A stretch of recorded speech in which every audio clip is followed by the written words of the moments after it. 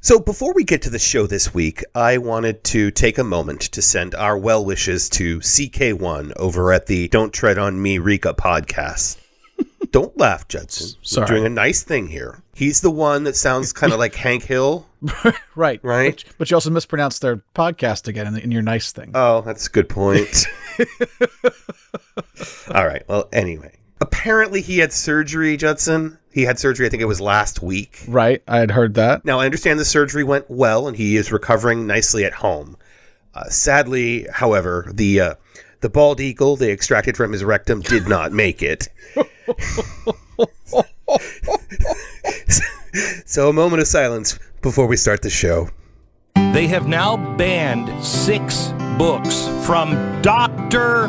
Seuss. Would you like them here or there? I would not like them here or there. I would not like them anywhere. I don't like it in a house with a mouse. I don't like it with a box with a fox. I don't like it here or there. Bill Hammer, I don't like this anywhere. Do you like green eggs and ham? I do not like them, Sam I Am. I do not like green eggs and ham. Now stop talking about Dr. Seuss and start working with us on behalf of the American workers. You're listening to Facts and Friends. Welcome to this black is white, up is down, right is wrong, bizarro world episode of the Facts and Friends podcast. That's not what I wrote. I know. As keen returning listeners have already realized, my name is Judson, and everything is weird this week. Joining me is my friend and our usual host, though most of you are probably more familiar with his work as Tucker Carlson's stunt double.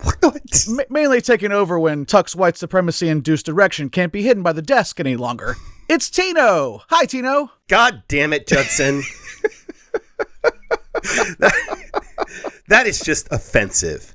So, first of all, I don't know why you're introducing me, but when I introduce you every week, I go out of my way to share an independently verified little-known fact about your life.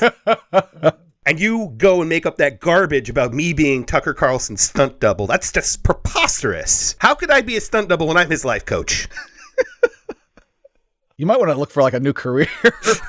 Are you saying I'm not doing a good job? I definitely would not put that on my resume. That's all I'm going to say. All right. So, well, what is going on here? So, yeah, this is weird. Normally, as our longtime listeners know, Tino carries the bulk of the show hosting duties. But for reasons that will likely become apparent soon, I'm taking over the show today.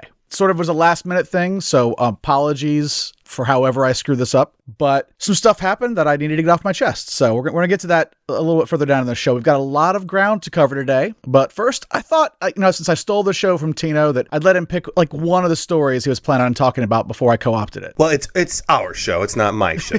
You can steal it from me. That's true. You could have told me before we went on the air. I feel like the Giuliani and WABC when they played the disclaimer disavowing them of anything he said, but didn't tell him about it first. Right. They could have told me. They could have warned me.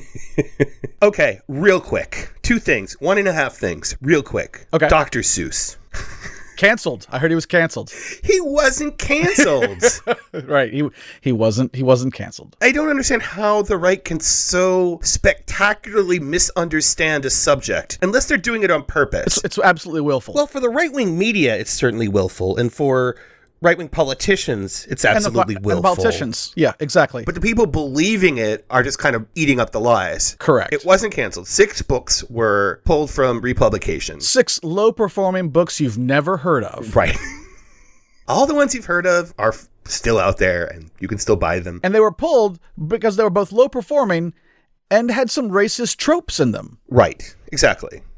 Like, I could read off the list of the ones that were pulled. You've never heard of any of them unless you studied Dr. Seuss for some reason. Exactly. Horton Hears a Who is fine. Cat in the Hat. Eggs and ham. Fine. Yeah, Cat in the Hat. Fine. It's not those things. They'd probably be glad if they banned the Lorax. They might. They didn't really care for the Lorax, yeah. Well, Judson, because the right is the right, there were record sales of Dr. Seuss books. Which makes me think it was all a marketing ploy by the Seuss Enterprise Group, whatever they're called. The Seuss Estate. So I don't remember where I read or heard this, but one summary of what these right-wing geniuses did is because they were so mad that Dr. Seuss Enterprises had quote-unquote canceled Dr. Seuss, they went out and bought a shit ton of their products, showering them with money. Well, because they're mad at the liberal left for trying to cancel Dr. Seuss when that's not in any way what happened. The liberal left had nothing to do with it. I'm sure there are plenty of them out there that think that Biden did it. This was essentially a corporate decision, free enterprise, capitalism at work. I just love that they rewarded them for it. Yeah, it was a brilliant marketing ploy, and I wish I had stock in whatever this company is. How's your tiny violin stock doing, by the way? It's excellent. It's just through the roof. You would not believe. I assume all the misplaced whining about Dr. Seuss would have given that stock a nice bump. Yeah. Like I said, Kevin McCarthy reading The Cat in the Hat, a book that was not canceled. It was not.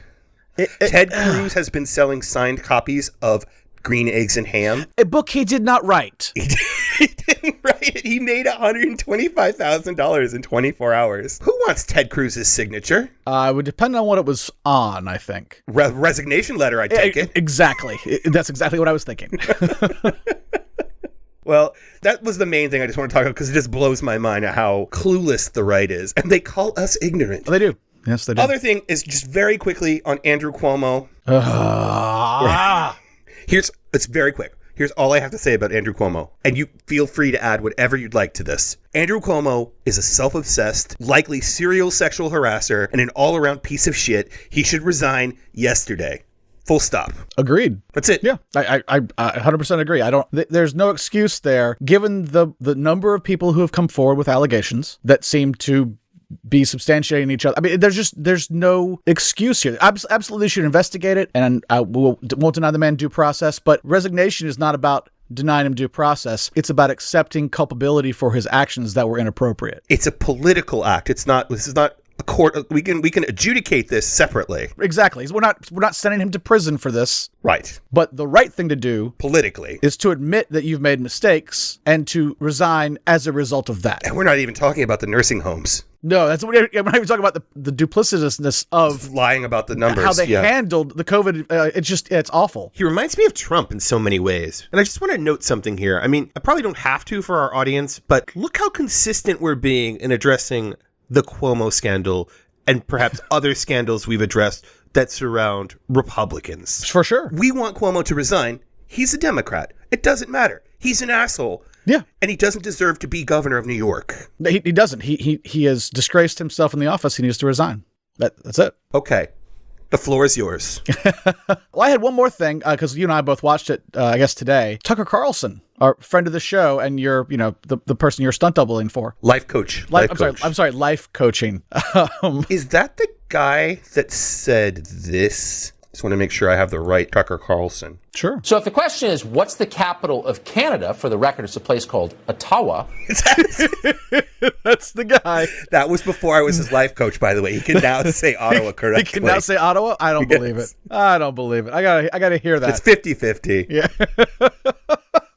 Okay, so now that we know that we're talking about the same Tucker Carlson. That's the one. All right. You often see those headlines, late night host eviscerates Target, right? Yeah. So I think it would be appropriate to say that last night, John Oliver eviscerated Tucker Carlson. Oh, decisively and spectacularly. It was wonderful. And I'm not even going to have Tino play any clips of this. Nope. You should just go watch the show. It's free on YouTube. The relevant portion's on YouTube if you want to watch it for free. If you don't have HBO, that's totally fine. It's not terribly funny, but it's incredibly effective. It's just a decisive deconstruction of Tucker Carlson and his allegiance to white supremacy. Right. Though he will deny it on all counts, he is. And he makes an ironclad case. Yeah, absolutely. But the reason that I wanted to talk about Tucker a little bit, and about John Oliver's evisceration Please of tell him. us, because there's rarely a good reason to talk about Tucker Carlson. There's not. I'm apologizing in advance here, but I do want you to play one other clip of Tucker's voice for me. So all of this should prompt some pretty tough questions for our public health experts in this country. And one of those questions is, how effective is this coronavirus vaccine? How necessary is it to take the vaccine? Don't dismiss those questions from anti-vaxxers. Don't kick people off social media for asking them. Answer the questions. Now, several things I want to talk about right now. What? One is, this has become a big issue right now. the idea that some people are hesitant to take the vaccines. Right. And it's urged on by people like Tucker Carlson. He is a white supremacist, no question. John Oliver made that case very, very clearly last night. I don't think it's fair to say he's a white supremacist. Well, he's engaging in a white supremacist rhetoric. Absolutely. And he certainly doesn't discourage it. And he seems to promote it. I just don't know if he is himself a white supremacist. He's certainly friendly to them. It could be that he's simply, playing that role, I guess. But I don't know where to draw the line between the character and the person, right? He's an advocate. Yeah. But not only is he engaging in this, coded language about white supremacy, he's also one of the people who's got the biggest voice on Fox News, who is encouraging his viewers to essentially not get the vaccine. He's not saying it out. He's not saying it outright. He's doing much like he does with white supremacy. He's asking questions that are disingenuous, questions that you could easily find the answer to, like the ones he just asked in that clip. Questions that, as John Oliver pointed out in his piece, he's pointing to there's only one answer to the question, and the answer is yes. Heavily implying the answer is yes or no, whichever one he wants the answer to be at the time, right? How safe is this vaccine? Well, if you looked it up, like I did, you'd find out that there are almost no negative effects of the vaccine. Minor things like you get with most vaccines, a flu vaccine. That tactic, Judson, to me reeks of coming from Fox's legal department. Oh, absolutely. I'm just asking questions, yeah. It's one thing. You can't come out and say it, but you can ask the question. Yeah, of course. That's the same thing Donald Trump would do, right? I'm just asking questions. Or say a lot of people are saying. Yeah, I'm hearing this from a lot of people. Yeah. I'm not making the claim. Right. It's all to avoid accountability from the party of personal responsibility. Exactly. So, like I said, I looked up some of this, and you can see I hit 5 or 6 different articles that came out in the last couple of days. Vox, Washington Post. Fake news. They're all putting out articles about these people who are hesitant, the vaccine hesitant. They are reluctant to get the vaccine or maybe outright saying that they won't get it. And so you're looking at just huge numbers. Per a recent UC Davis study, over a third of adults in the U.S. either will not or are not sure about getting a COVID vaccine. A third of adults. In another study, 49% of men in the GOP said they would not get the vaccine. 49%. That's like half. There's a boy in the GOP that won't get one either. Who's that? Madison Cawthorn. He's a boy now? He's just a boy. He's just a boy. A little Nazi boy. He punches rotten trees very strongly. That tree had it coming. It was a Pelosi tree. Oh, God. No, he announced that he would not be getting the vaccine because... Of course not. Well, he's in Congress. It's so bad. It's so bad. Even in Congress, okay? Now, Madison Cawthorn's like, what is he, 25? 20? Yeah, he's 25. Yeah. So, but the average age in the House is 58, and more than 1 in 3 members are 65 and older. Right. But only 75% of the House has received the vaccine, and they've had access to it for the longest, essentially. And your boy, Donald Trump, got it in utter secrecy. Yeah. Because so many of his followers are QAnon people, and now that's their big thing, is being anti-coronavirus vaccine. And correct. That's how my mother and sister got involved in QAnon, because they were anti-vaxxers and still are. Yep. But Trump deliberately got it in secret so as not to upset his supporters. And his wife, he and Melania, both. Yeah. And then, kept it under wraps. Meanwhile, actual leaders are getting it publicly, right, and encouraging everyone else to get it. Yep. But so the House, because of the 25% of the House not being vaccinated, there's some question about when they'll be able to lift their coronavirus restrictions. Makes sense. Well, they have an office there. The Office of Attending Physician says that they can't make a determination until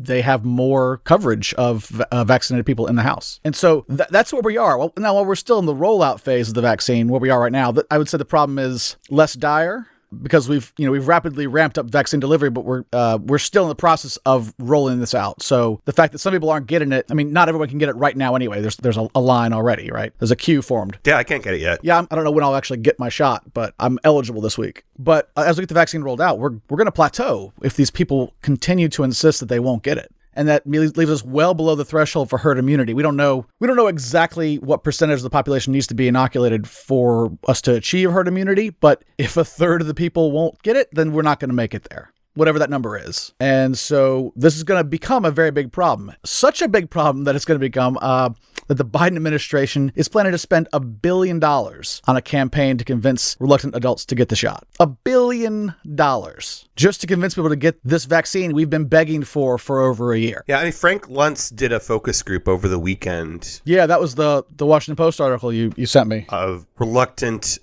Trump-supporting people with vaccine reluctancy. And the doctor, for the most part, in the focus group, convinced them. They had politicians, right-wing politicians on there as well. Yep. And they were not convinced by the politics, but they were convinced by the doctor. Yeah, but by the information that is readily available publicly. But in their microrealities, they don't get that information. Right, because they don't look it up. Like Tucker's questions, is this safe? He asked in another clip that I saw today, what's the risk of miscarriage if you're pregnant and get the vaccine? Is there a study on that? Can we see that? And the video is basically them Googling that information and finding the answer in like 20 seconds. Well, depending on where you are, your Google shows different results too. So if I live in a blue state and I Google, if I live in California, like a blue part of California, sure, and I Google coronavirus vaccine, the autofill is going to be much different than if I do it in Alabama. Yeah, but if you're asking a specific question, like, how safe is the coronavirus vaccine? No, but so the autofills show up like coronavirus is not safe. That's the first thing that shows up. So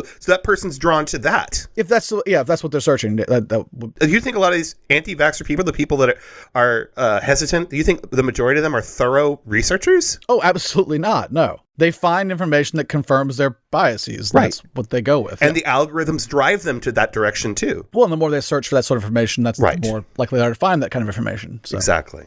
But if you simply go to cdc.gov, you can find out information about how safe the vaccine is, how many... It's controlled by the Chinese. How many doses we've delivered. Over 107 million, I think, as of last count. What do you think the C stands for in CDC? Which one? China. It's either center or control. China. Center of control. Oh God. Anyway, this is a very big deal. But you're probably asking yourself right now, like, why did I force you to listen to Tucker Carlson? The answer to the question, what would happen if white privilege had a one-night stand with itself and the condom broke? And then I proceeded to throw facts and talk at you for the last, 10 minutes at least. Felt like a lot longer to me. It felt like a lot longer. It's only been about 10, I think. Well, before we can answer that question, we're gonna take a quick break, change out of our tiny little bow ties, and then recharge the batteries in our COVID vaccine tracking implants. I haven't gotten mine yet. Oh, well, we got to get you one. I know. How is the government going to know where I am? It's not like I carry my cell phone everywhere. Right, exactly. Anyway, we'll be right back.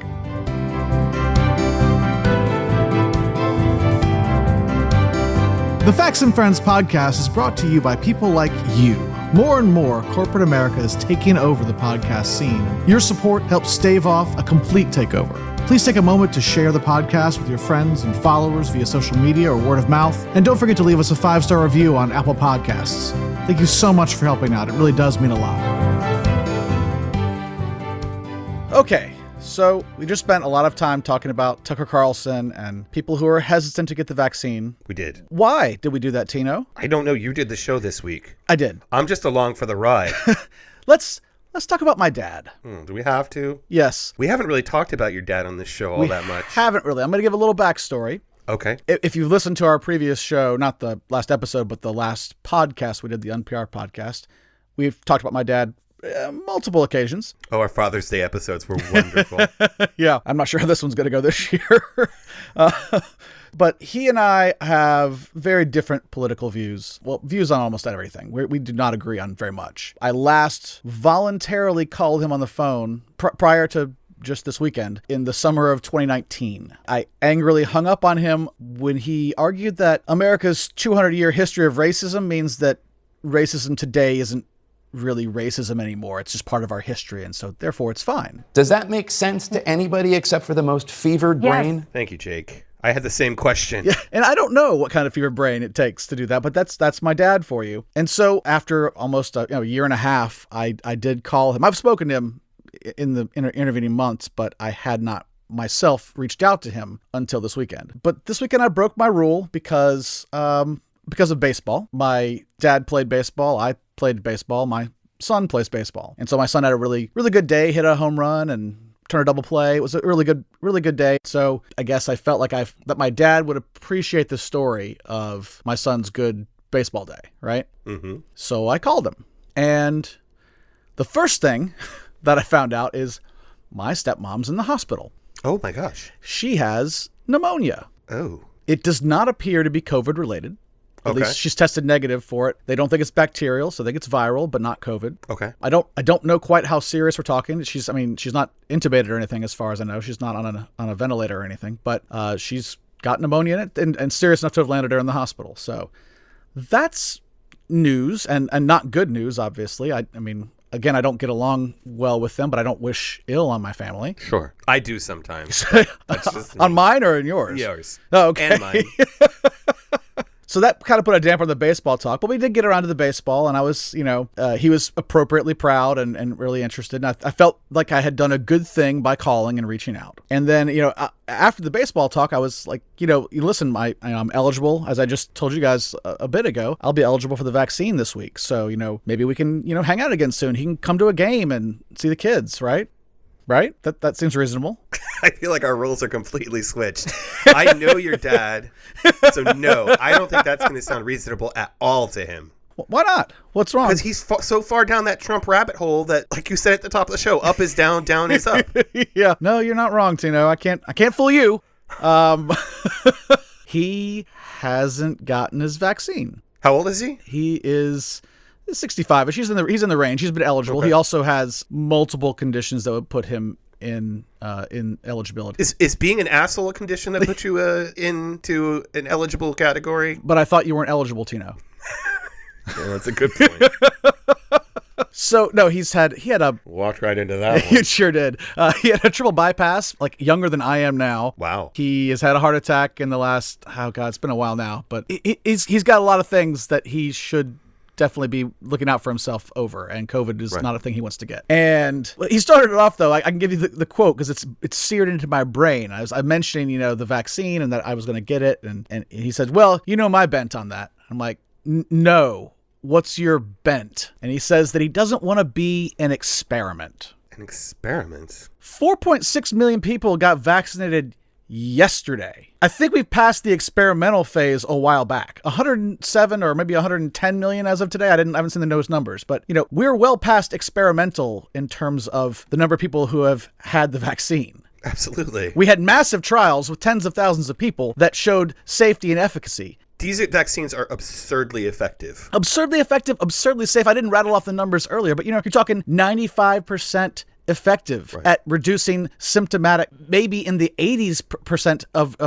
reducing asymptomatic carrying of the virus, and reducing viral load by like 4 times what it is in people who don't have the vaccine versus those who do, even if they manage to contract COVID. Yeah, the expert on the Frank Luntz call, who I think worked at the CDC for a while under the Obama administration, he pointed out to them that 90% of doctors got the vaccine. Right, exactly. Shouldn't that tell you something? They're in the pocket of Big Pharma. Oh, come on. No, I mean, it should. It absolutely should. And apparently with that focus group, it did work. It did, yeah. The question is, can you parlay that into a wider message to those sorts of people that would be effective? And I don't know, because I talked to my dad for a quarter of an hour trying to convince him to get the damn shot. I haven't seen the episode, but I was listening today to Pod Save America, which is a great podcast. Right. I mean, not as good as ours, but it's good. It's good. No, it's not as good as ours.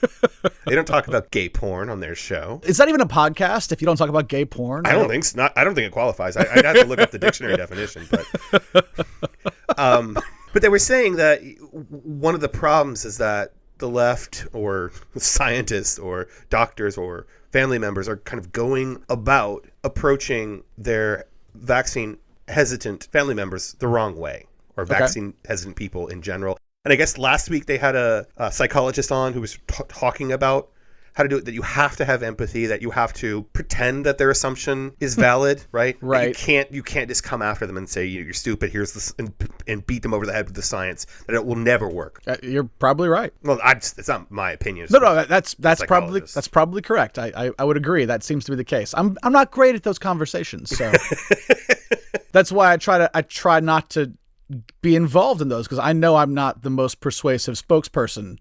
Because subtlety is not a trait you and I share. It's not. I am not. Only I have it. I am not a fan of pretending like stupid ideas are good ideas. It's just not a thing I do well. And these are stupid ideas. He said it doesn't keep you from getting sick. And I'm like, what? Yes, it does. And also, what?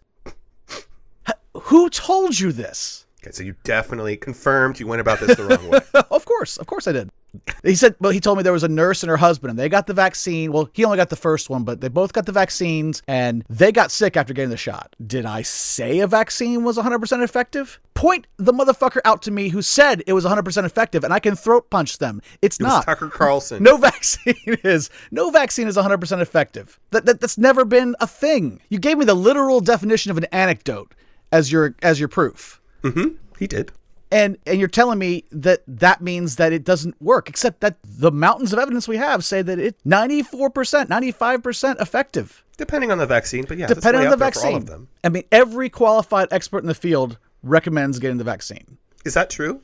Well, he told me that wasn't accurate. Well, I think it depends on your definition of qualified. Exactly. Then we argued over our definitions of qualified. But he wouldn't even give me the name of a person. Like, he wouldn't tell me who said he shouldn't get it. There isn't one. Exactly, because there isn't one. There's just Tucker Carlson asking questions. Yeah. That's what he's listening to. I said, tell me the name of one qualified medical professional who says you, a thrice over at-risk individual, shouldn't get a COVID-19 vaccine. You've got multiple medical conditions. You're over the age where you're at greater risk. There are so many reasons that you should get it. He told me as like a defense that he got his mom, my grandmother, is vaccinated now. His older brother has gotten the shot. And he brought that up. Like, it's an example of how he's taking the virus seriously and taking the proper precautions, just not for himself. Does he wear a mask in public? I'm not sure. I know he has a mask. I've seen a picture of him with the mask. Mm-hmm. So I know he's got them. I'm not sure how consistently he's wearing it. I would suspect it's not as consistently as I'm wearing it. My sister, his daughter, my half-sister, got COVID. So yeah, they're not taking it as seriously as I would like. Freedom. Yeah, that's right. You got to do it like Ted Cruz, though. How does he do it? From the William Wallace, the Braveheart one. Remember that thing, the Braveheart? I don't think I saw that. Oh, she was murdered. It's from the same speech. It's from the same speech at CPAC. Yeah. I spent, like I said, a quarter of an hour on the phone with him, begging, pleading, and in cases sometimes demanding that he just get the shot. I appealed not to just the fact that it protects him, but that it protects the people around him. His wife now has pneumonia. If he were to contract COVID and then pass it on to her, she may have compromised the respiratory system. That's bad. You get the shot to protect not just you, but to everyone that you come into contact with, especially those that you're around most often. And it was obviously all in vain, right? He's going to take it into consideration. We live in a country where we can still make this choice, he says. And I'm like, but you're making a bad choice here. He says, well, I haven't made the choice yet. I'm like, no. The decision to delay is itself a bad choice. Sure. Irrespective of what other bad choices you might make in the future. Calling him was a bad choice, Judson. Calling him was a bad choice. It was a mistake. I haven't told him yet, but my wife and I talked it over after. And I think we're not going to visit. Even after we're vaccinated, we're not going to visit. You might call it punitive, and a small part of me probably agrees and is relishing that a bit. But okay, so there is an element of wanting to punish him in there, but the right. same, you're also protecting them. No, absolutely. That was our argument. This is for him. He may not agree. He may get mad, but this is to protect him. So Judson, our time is almost up, and we need to. Is this a therapy session? Is yeah. that? That's basically what podcasting is. Sorry, continue. We'll come. We got an hour next week too? Is that? It's 50 minutes. Still on the schedule. I think we maybe need 2 sessions this week. Maybe. Did you hang up on him? No, I just told him I had to go. I had to put kids to bed. It was near bedtime, and so I was like, we just got to leave it there. I can't keep doing this, and you're gonna do what you're gonna do, and so I was very, very angry. I kept relatively calm on the phone, but I was very internally very, very upset. I knew something was up. You did show prep this week, so. I told him on the phone, I was like, get the shot, thank Trump for it. I don't care. If that's what it takes to get you to get the shot, sing his praises. I really don't care. All I want you to do is get the shot. The bottom line is, yes, I am not the best messenger for this particular message, but we have to find a way to reach people like my dad and convince them to do the thing that's going to protect them and all of us. And if anybody out there knows how to do that. What do you think, like maybe Uncle Tortilla would be a good messenger? Hey, I mean, he normally talks to kids, but he could do seniors too. Hey, seniors. He did a whole PSA Christmas poem for you about the coronavirus. He did. That was a really good one too, actually. You should write another one. To your dad? To my dad, yeah. Okay. I just think that we're in a lot of trouble here. We're going to see resurgence because we're going to have variants that maybe aren't, the vaccines are not as effective against. We're going to see, we've already seen the relaxing of restrictions in Texas and Florida and other places. And people are gathering in ways that they haven't been for a year, despite the fact that we're not in a position where herd immunity has really kicked in. Yes. The appetite for COVID restrictions is almost non-existent within the right, and it's also becoming less and less prevalent, even among more moderate and liberal or progressive people. Everyone's sick of being locked inside their houses. And I get it. I'm sick of being locked inside my house, too. And I'm a person who likes being locked inside my house most of the time. I just want to be able to go to the movies. I want to be able to see friends and hang out with friends, and I don't have a ton of friends that I'm close enough that I want to go hang out with them all the time. But the ones that I do want to see, I want to go see them. Right. And I get that that's a point where I can have empathy. This reliance on bullshit from Fox News, I struggle with that. I understand it's what they believe, but the problem, and it rests at the feet of your father's Lord and Savior Donald Trump. Is that Trump went to great lengths to politicize COVID-19 because he thought it made him look bad as president. So because it became so deeply political, it's tribal. It's ingrained now. In 35-ish%, if not more, of the population. Yep. we were walking around our baseball tournament this weekend, the whole instigator for this stupid phone call in the first place. And our team is wearing masks. Our fans are wearing masks. Still not a mask in sight at any other group of people out there. You're in a red state, mostly red state. Yeah, reddish, yeah. Reddish. So that's unsurprising. But it speaks to my point that former asshole-in-chief Donald Trump politicized this, and now we have this problem of people are vaccine hesitant because he drove that narrative, and then... Well, we already had a problem with people who would be vaccine hesitant to begin with, right? Yeah. I mean, that's not a new thing. It's just so much of a larger percentage of the population. 10% were never going to get it. Exactly. My mother and my sister, devout anti-vaxxers, were never going to get it. Right. That was not going to happen. How do we fix that, though? Well, we're about to spend $1 billion. I don't think it's going to be all that effective, but I don't know. I don't know how you deprogram. I'm not an exit counselor. Right. Which we talked about last week. The kids out there, if you're looking for a career, exit counselor seems like a pretty safe bet. Feels like we're going to need a lot of them in the near future. I just don't know how much eagerness there will be for people to exit as they keep cementing themselves more and more in these their fake realities, which is constructed just to agree with whatever they believe. They don't get facts. So unless we fix that, I hate that everything kind of boils down to that, but that's where we are in 2021, and it's terrifying. It's true. Because you can't have a conversation with a person who has a different set of facts. No, you're right. You're right. And if anything you say to them is, oh, that's fake, that's their entire rebuttal. Yeah. You're a sheep. That's fake. There's no conversation to be had. They have nothing to offer, exactly. We had some of those on our Facebook page just this week. We sure did. Who were very much in that vein of you're sheeple, you don't know facts, you don't know what you're talking about, and offering nothing in return beyond the rejection of what we presented. And quite frankly, if they were to offer a link, it would be to some unverified, wild conspiracy theory site. Yeah. Or an anti-vaxxer site, or a YouTube video, if it hadn't been taken down yet. Truth.patriot.org. Yeah, so again, you can't have a conversation. This is bringing me down, Tino. This is really bringing me down. Well, do we have something in the close that's going to be like fun at least? This is your show. Well, then let's say that yes, we have something in the close that's going to be fun. Okay, I don't know. You tell me. All right, we'll be right back.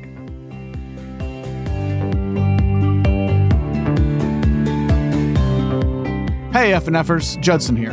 Tino and I are always looking to interact more with our fantastic audience.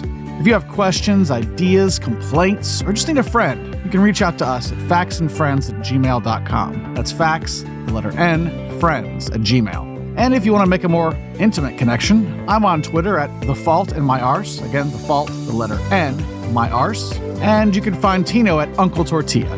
We can't wait to hear from you.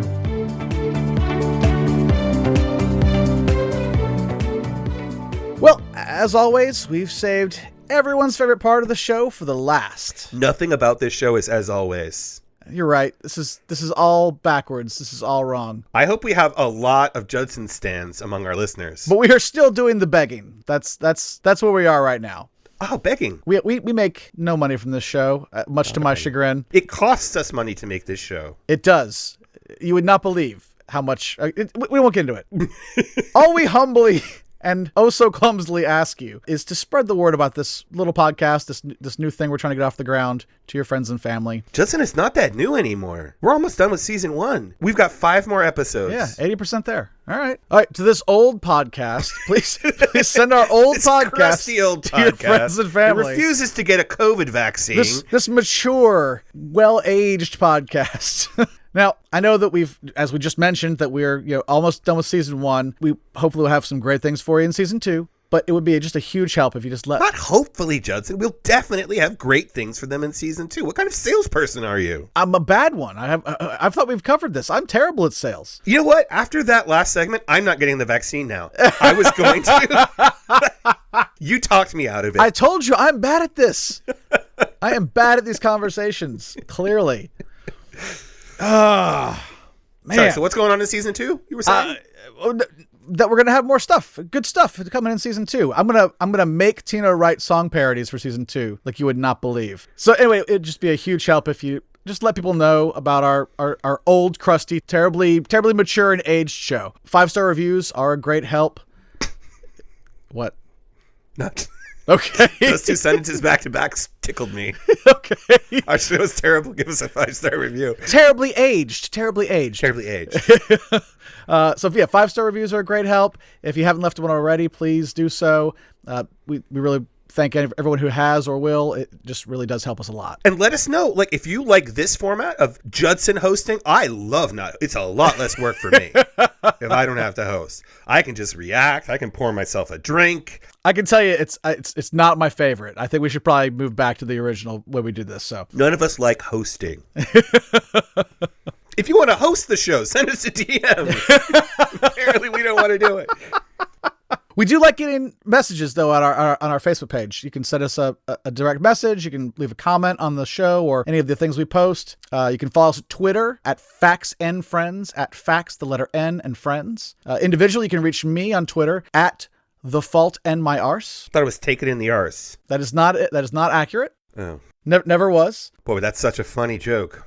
so funny. Not homophobic or anything. And Tino, where can they reach you? At Uncle Tortilla. You gotta do the voice, man. If you're gonna. What's the voice? The Uncle Tortilla character. You just did. Oh, he has his own face. He has his own Twitter account. What's his? I forgot his. It's at The Real Uncle Tortilla. Remember we made an at Leather Daddy? You did. You made an at Leather Daddy. Activist Leather Daddy. You also have there was an activist mommy. Yeah, but you also have the other one, the Can real Fap. CanFap. Yeah. No, it was called Fap Us. Fap Us? I thought it was the real CanFap. No, so CanFap Yep. was the Canadian Foreskin Awareness Program. Right. I made the Foreskin Awareness Program US called Fap Us. Okay. This is going to make no sense to anyone at all. It's fine. Everything's weird today. Just lean into the weird, Tino. Hey, Judson. Hey, Tino. I'm going to steal your thunder a little bit here. Please. Do you like travel? Like when there's not a pandemic? I was going to say, like, right now, no, definitely not. Normally, depends on where, but sure, sometimes. I like to travel to foreign countries. I haven't been to a lot of them. Sure, me either. Have you, what foreign countries have you been to? I've really only been to Mexico. Oh, okay. I've been to more than that. Okay. I've been to... Well, I guess Canada too, but I don't really count Toronto as a foreign country. I mean, I've been to Canada, but I've been to Spain. I've been to Cuba. Okay. I've been to Guam. Wait, sorry, Guam. I think you said foreign countries. Yeah, listen. We believe our hard-earned tax dollars should just go for America, not for what? China, Russia, the Middle East, Guam, whatever.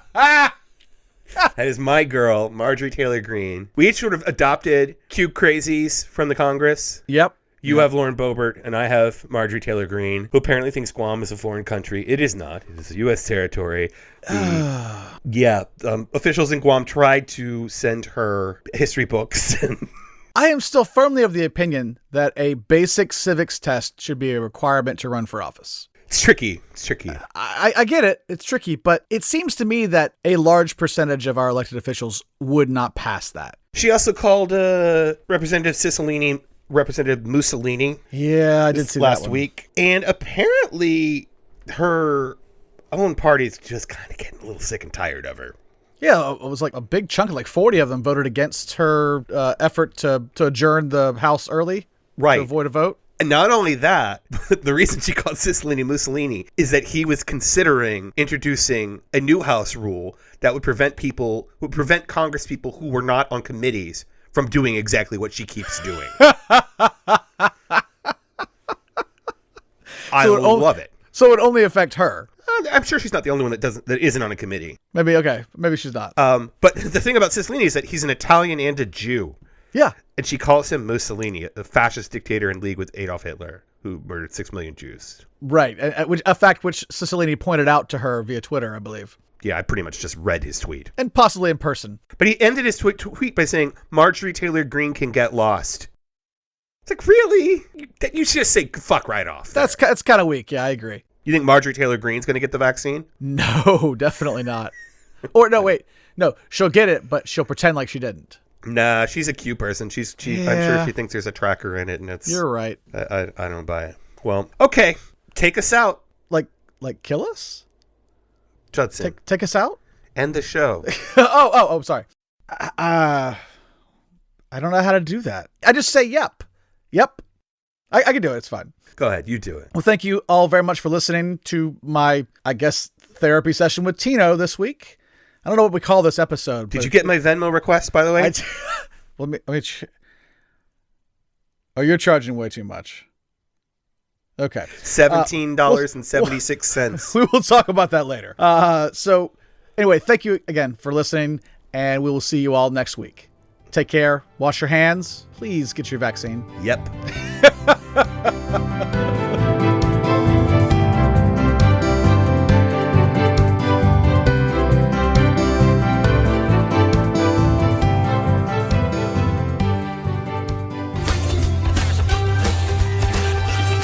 If you need to go potty, stop and go right away.